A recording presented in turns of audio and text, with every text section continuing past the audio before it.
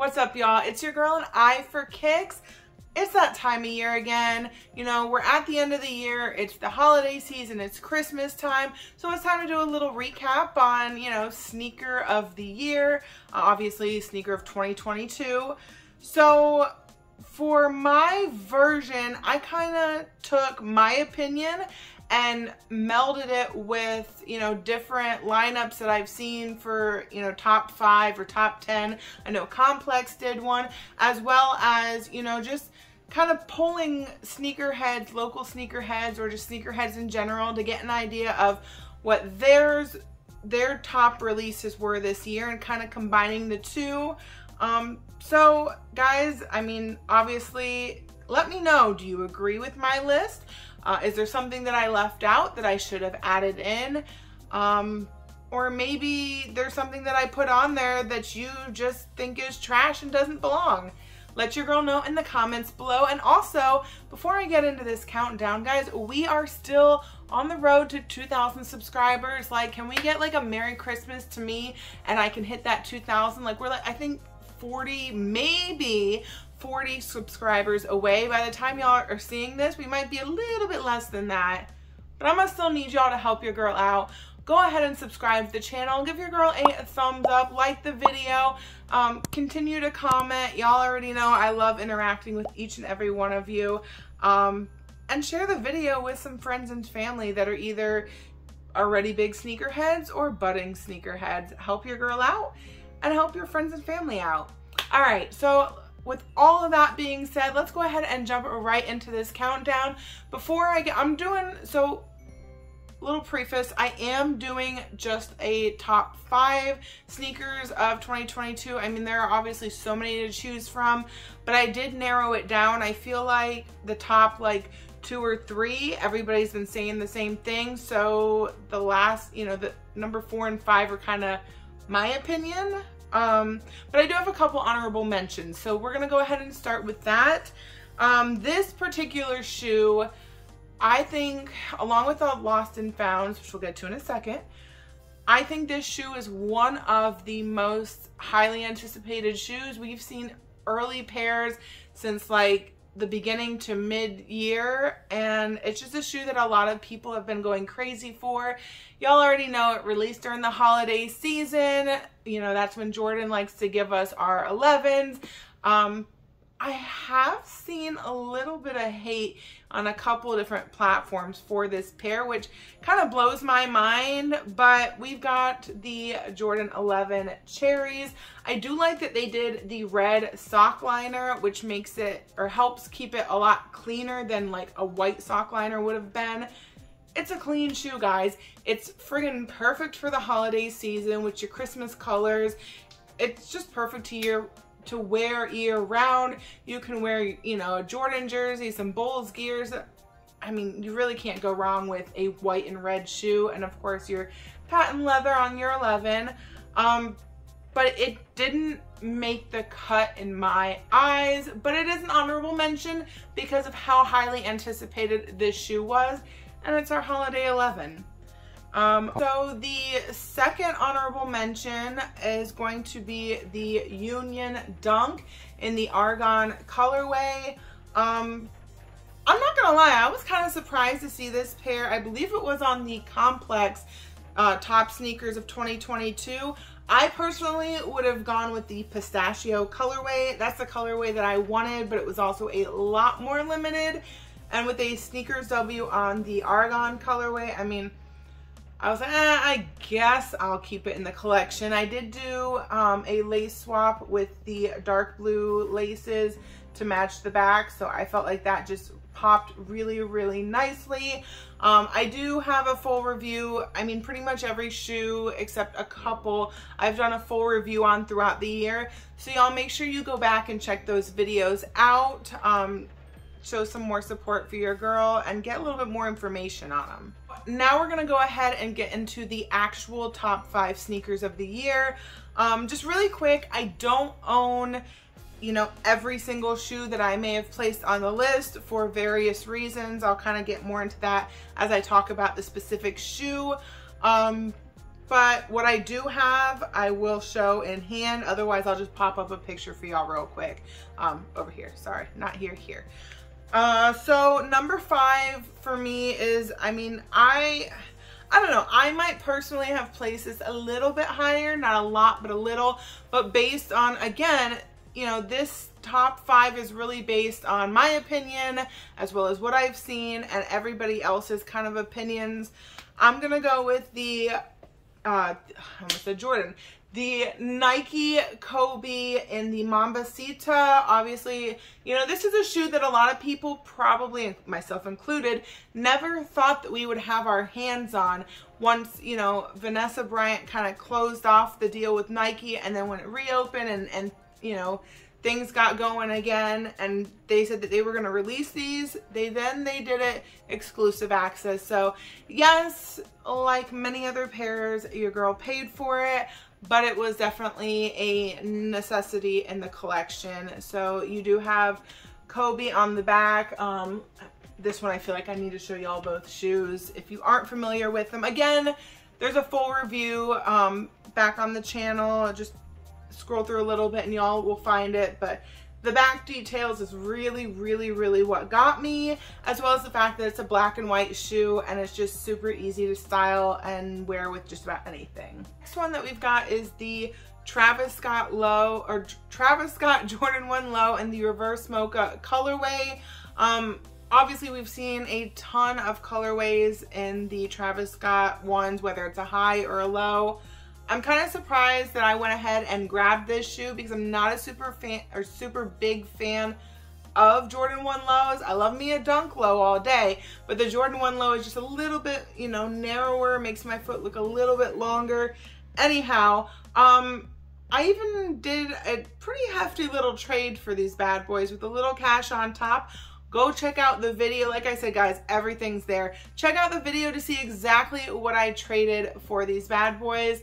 But I just love, they're super clean. I love the pop of the red laces that, yes, they came with them. No, the little Dubray did not. That was a gift. You know, it says AnEye. Obviously, the other one says for kicks. But I love that I can dress them up with some nice pants, a nice little top, kind of give a business casual vibe for work, but I can also dress them down just to kind of like run to the mall or whatever the case may be. So this is going to be number 4 for your girl on the lineup. The next 3 shoes, I mean, they're kind of running a close race here, guys, for sneaker of the year. Again, I'm kind of taking everybody's opinion and then just doing my thing with it. Gosh, it's just so many mixed reviews on the next 3. So many people have them positioned differently in the rankings. And this shoe, I actually have not done a full review on, but so many people have, so I'm going to try to keep it short and sweet for y'all. We've got the Jordan 4 A Ma Manières. I mean, we've seen them touch so many of the very popular silhouettes recently. First, they started off with the 3s, then they grabbed the 1s, then they did the 2s, which y'all gonna have to make sure you hit that notification bell for your girl's next video. Trust me, you don't want to miss it. But obviously now we did the 4s. A lot of people are saying that these are the best. I think out of all of them, the 3s are still top notch. It just, I don't know. I don't know if it's because of the first pair that they did or what it is, but they just, to me, they can't be touched.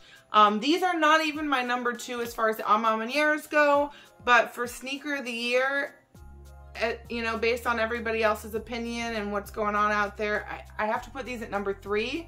They do, of course, by this time, y'all know, they do their little message on the tabs, and then it does have the satin quilted lining, and I'm gonna show y'all the insole on this one because that's the part that I think got a lot of people, is the detail went into the insole and not just, you know, the outer part of the shoe. Yes, they did a quilted insole for the shoe, and then you've got your little stitched on tag there. So these definitely went hard and rightfully deserved the spot of at least number 3 on sneaker of the year. So number 2, I don't have in hand. Concepts did, again, I'll pop it up right here for you. Concepts did already do a release with this shoe with the special box. If you don't know what I'm talking about yet, it is the Orange Lobster Dunk. That thing is freaking beautiful. It would be so amazing to have a pair of lobsters in the collection. I absolutely love some orange sneakers, and I'm getting into dunks heavy, especially SBs. So I feel like I need this shoe.